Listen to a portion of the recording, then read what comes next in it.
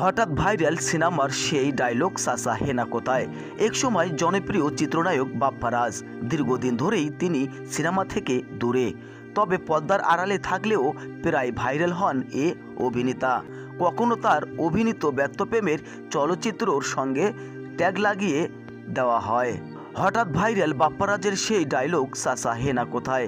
একসময় জনপ্রিয় চিত্রনায়ক বাপ্পারাজ, দীর্ঘদিন ধরেই তিনি সিনেমা থেকে দূরে, তবে পর্দার আড়ালে থাকলেও প্রায় ভাইরাল হন এ অভিনেতা। কখনো তার অভিনীত গান ভিডিও ভাইরাল হয়, তবে সাম্প্রতিক নতুন করে ভাইরাল হন তিনি। তার অভিনীত সিনেমার বিখ্যাত এক সংলাপে নিয়ে সামাজিক যোগাযোগ মাধ্যমে চলছে বেশ রহস্যকর। হঠাৎ করে সবাই মেতে উঠেছেন বাপ্পারাজের হেনায়। সাসা হেনা কোথায় সংলাপের সয়লাভ সোশ্যাল মিডিয়া। 1993 সালের মুক্তিপ্রাপ্ত প্রেমের সমাধি সিনেমার হেনার দৃশ্যটি নতুন করে ভাইরাল হয়েছে। সিনেমাটিতে বাপ্পারাজ ও শাবনাজ প্রধান চরিত্রের অভিনয় করেছিলেন।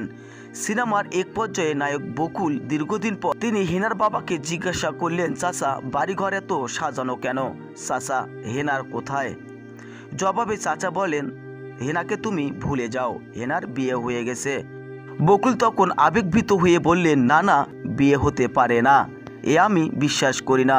তারপর প্রেমের সমাধি ভেঙে মনের শিকল ছেড়ে পাখি যা উড়ে যা গানটি বাজানো হয়।